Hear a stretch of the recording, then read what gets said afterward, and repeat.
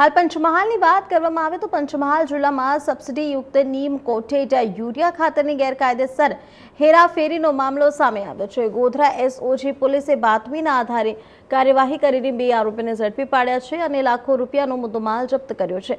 Panchmahal Godhra SOG પોલીસે Vejalpur police station વિસ્તારમાં સબસિડીયુક્ત નીમ coated urea ખાતરની ગેરકાયદેસર હેરાફેરી સામે કાર્યવાહી હાથ ધરી હતી। બાતમીના આધારે ખેતીવાડી વિભાગના અધિકારીઓની સાથે રાખીને કરવામાં આવેલી કાર્યવાહી દરમિયાન આધાર પુરાવા વિના લઈ જવાતી યુરિયાની 152 થેલીઓ જપ્ત કરવામાં આવી હતી।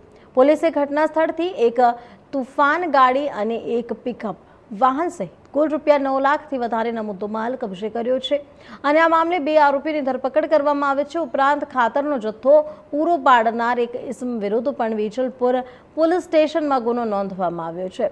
પોલીસ હાલ સમગ્ર રેકેટની કડી મેળવવા અને અન્ય સંડોવાયેલા લોકો સુધી પહોંચાડવા વધુ તપાસ ચલાવી રહી છે।